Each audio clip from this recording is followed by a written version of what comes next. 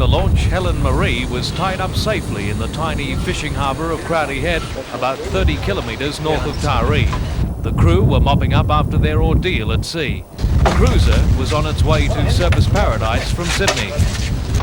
The problem started about 10 o'clock last night off the coast of Foster Tuncurry. The 20-metre cruiser got caught up in what the crew called difficult seas. The waves were pounding over the stern, and the bilge pumps weren't able to keep up with the large amount of water being taken in. The skipper, Brooke McCabe, says the cruiser was so full of water he could no longer hold the bow into the big swell. At 5:30 this morning, he radioed on the emergency frequency for help while heading the boat towards the shore. The Newcastle Rescue Helicopter, an RAAF Iroquois helicopter from Williamtown, and 2 police launches were dispatched to help the 5 men on board. Fortunately, no one was hurt. Today, the owner, a Sydney accountant, has been purchasing parts for the faulty bilge pumps and hopes to get underway again soon.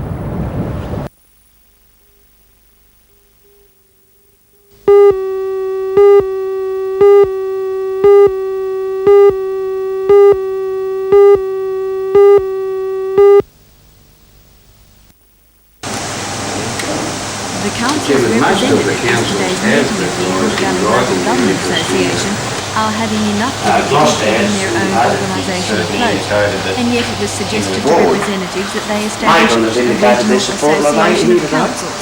It has been done in other areas, according to Mr Uren, who commended such regions for getting their act together and helping his department interpret their needs. I think that if they got together as a collective body and then worked as a collected body, and I'm talking about a collective elected body, they represent the regions, then I think they can get on with the job. At this meeting, Mr Uren's idea was noted. If it's left up to the Hunter Valley Local Government Association to take up the initiative, things may take time to get moving. The association is not due to meet again, if at all, until after the local government elections in September.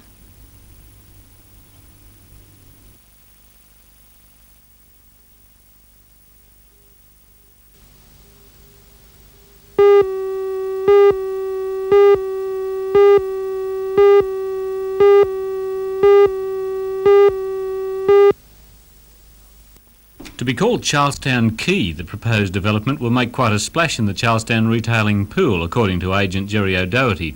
Mr O'Doherty says sales contracts have been exchanged and the former Coles building now belongs to the Queensland-based software trader Corvette. The plan includes space for 3 major retailers, 16 specialty shops and professional and medical offices. The showpiece of the 15,000 square metre complex will be a food hall, complete with a 5-star chef and a 740 square metre fruit barn. The proposal is to go before Lake Macquarie Council next February, but according to Mr O'Doherty, council officers have indicated they will welcome the project.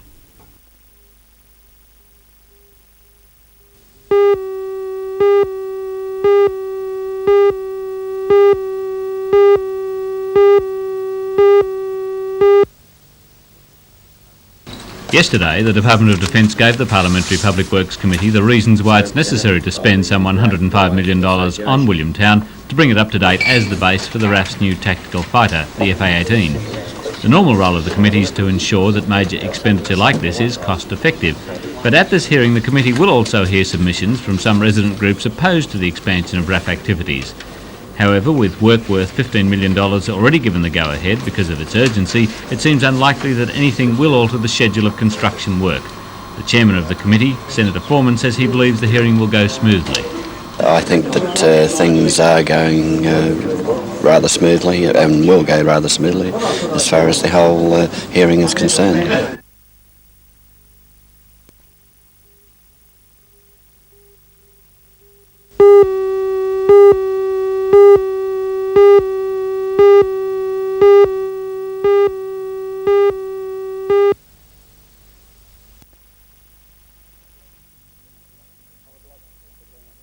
I would like the games to have gone a bit better, but I thought that that last week against Brisbane City we played very well, and obviously that. But the big game now is the game against Preston, and if we can win this one, I think that it'll hold them in very good stead for the rest of the season. Do you think the team can pull the fat out of the fire? Oh, there's no doubt about that. I mean, they're one of the best clubs in the country. I'm not saying they're going to run away with it. It's going to be hard work, but the lads are very enthusiastic. They work very hard, and they deserve all the success they get. Have you enjoyed playing here? I have enjoyed playing there. Like I said, the games could have went better. We haven't played. I haven't personally played particularly well, but I think that that's just one of those things that happen in football. I mean, I've tended to have two people marking me all the time, but I'm not making excuses. We can play better. We played very well last week and we lost 1-0. But that's football. You know, you're not guaranteed anything in this game.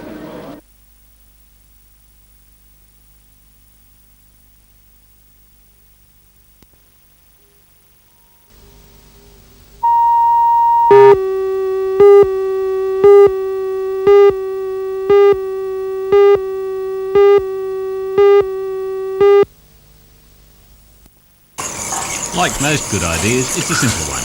Make yo-yos in the shape of footballs, tennis balls, cricket balls, whatever, and then interest in the various sports automatically promotes the toy. According to Sales Director David Ashcroft, there's now worldwide interest in the Australian-made Pro-Yo. Soccer ball, for example. There's so many countries around the world that play soccer, and already we look like collecting an order for $500,000 for the UK. And the cricket ball, we've got some very interested parties in South Africa who are interested in taking large quantities of that.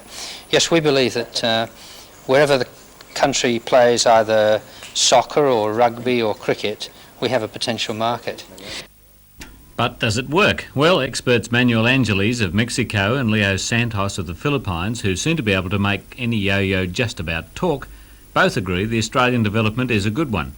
To find out how simple it is, just like that, normal, up and down. And you see how they respond straight away? So even mugs can do it, eh?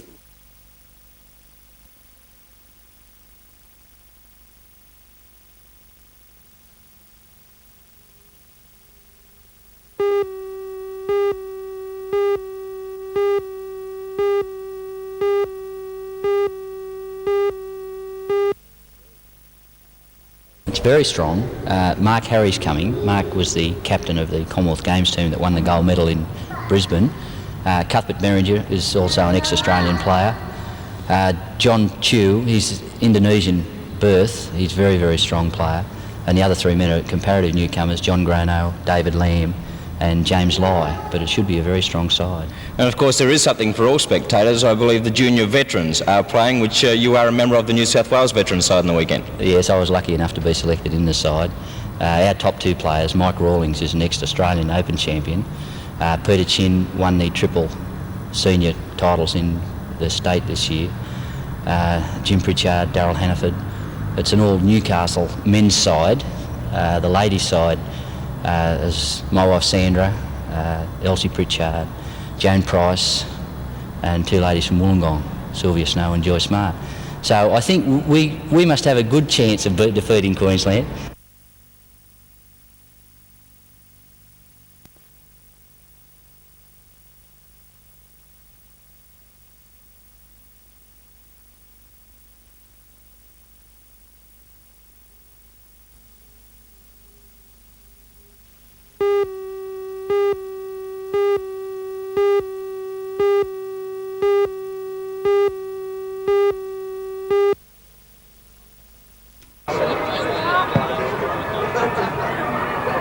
In what really was a brilliant exhibition of Australian rules football, St Pius College ran away with the match in the end, 16-17, 110 to Cardiff High School, 6-3, 13-9. The outstanding players for St Pius were Andrew Harrison, Tony Burke and John Deverell, and the goal kickers Deverell 6, Burke 3, Metcalf 2 and Harrison 2.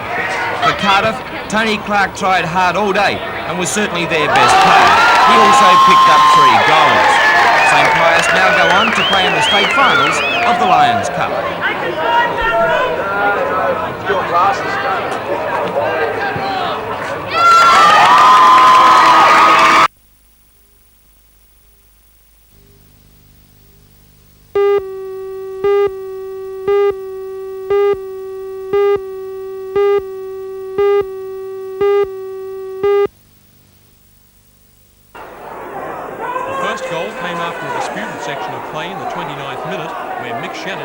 Tripped, and referee Boskovic allowed the play to go on.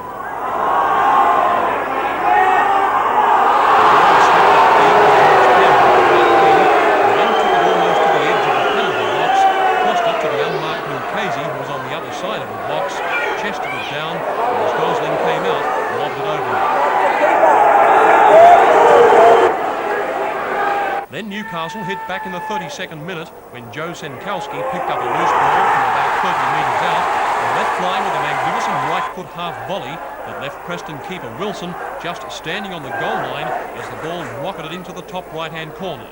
The scoreline 1-1.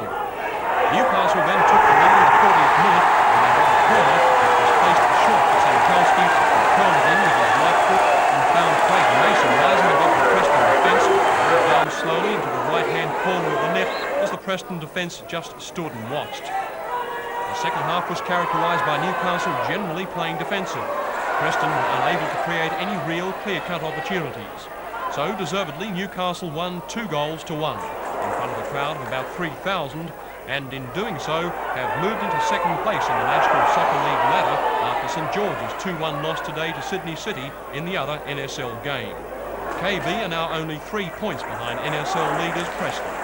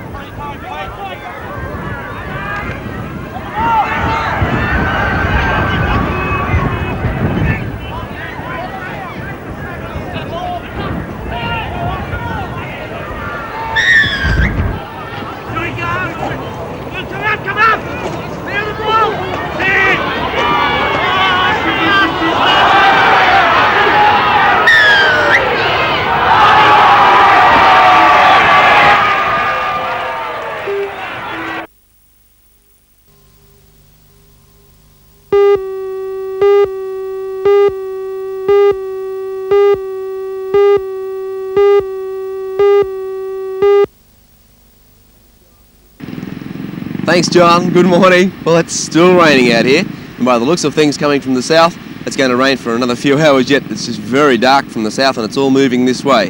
Around the beaches this morning, some waves, but conditions not looking too good. Around the beaches this morning, waves around 1.5, 1.8 metres at all of the open beaches in town. The wind quite still at the moment, but coming in from the south, from the southwest, and conditions are quite bumpy and uneven.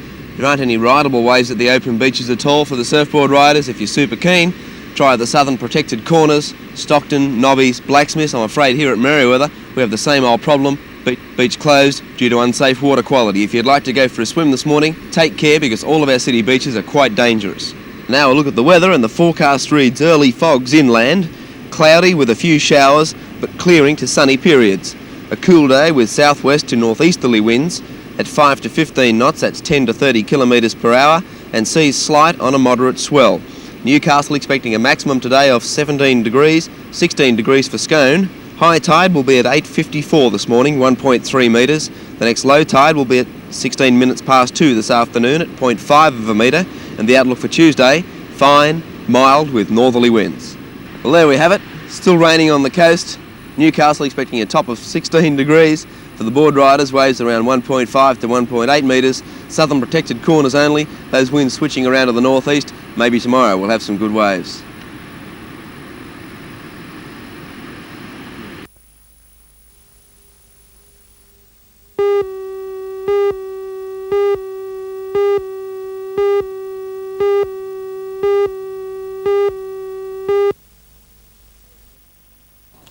Well, it was disappointing. I was sent off and I claim I'm innocent. I was mistaken for somebody else at the time.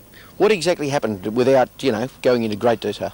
Well, Neville Elwin was laid out after a clearing kick, and meanwhile, after the penalty had been given where the ball landed, everyone went back in. It was a bit of an all-in. I went in to pull one of the fellows out of it, and later on after it was broken up, the Maitland player was sent off. I was called over. and I was given my marching orders. You've played a lot of football, and this is the first time you've got to find the judiciary room tonight. You don't even know where it is. I had to ask some of the guys who'd been in there before, what happens, what do I do, where do I go? You've never been off before? Never before. Jeff, you started at Waratah as a youngster, finished up playing for the State with Balmain. It's been a long while. How long has the career gone? Well, it's approximately 22 years. I've forgotten myself when I started now, but I'd say around about 7 or 8 I started. I'm 30 now. You're so disappointed about it? I'm disappointed. I'm rather bitter. I thought it was a bit of a joke, actually, to start with when they called me over, but then when they told me you're off, I thought, I was rather upset about that. That sunk in after you'd taken 10 paces or so? It did. I'd missed the second half of the game. Maitland went ahead by quite a few points at that stage. And that's Macquarie United gone for the season, isn't it? Well, it's pretty hard from here. We've got to win the next 3 and we've got to hope that a few other sides get beaten. So it's really up to the gods at this time. 7 o'clock tonight, you front the judiciary and you expect an innocent verdict? I expect it. I think it's the only just thing at this time.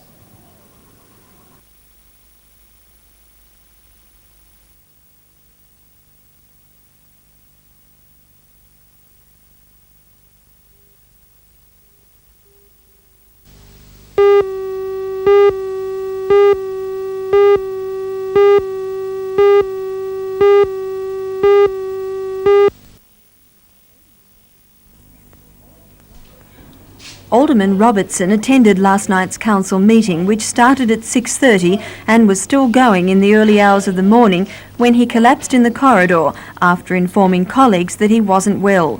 He was rushed to hospital where he remains in coronary care. His condition has been described as fair.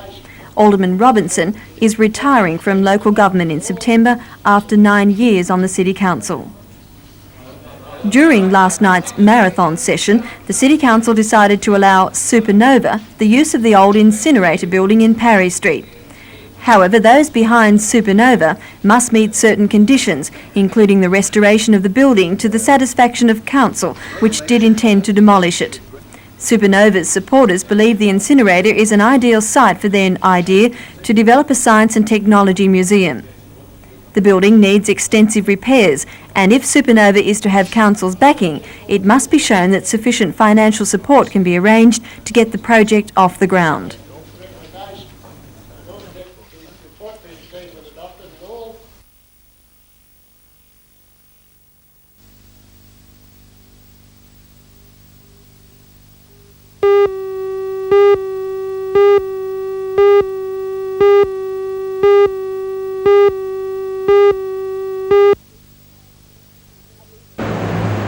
At least 1,000 new people register at the CES office in Gosford each month.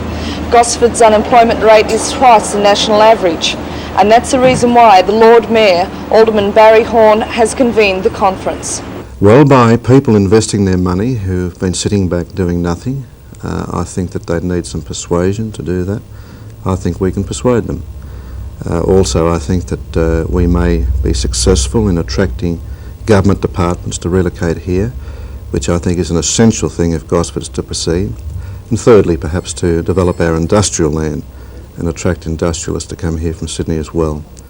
Although Gosford's population is growing at a rate of 5% per annum, it has no heavy industry or regional government departments to employ the influx. Traditionally, Gosford has been a dormitory area, relying mainly on the building and tourist trades. But now both these industries are in a slump. So what can be suggested to help ease the problem?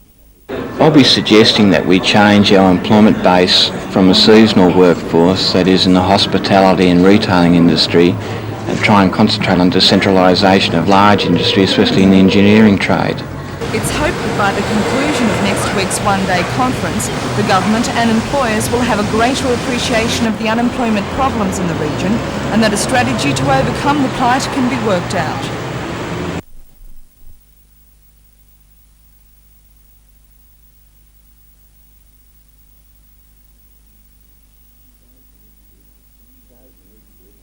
Joe's initiative, and it's going to get all the community leaders, council and semi-government together, and I hope that by the end of the conference we can come to a conclusion and a direction at which Gosford should be going. That's fine.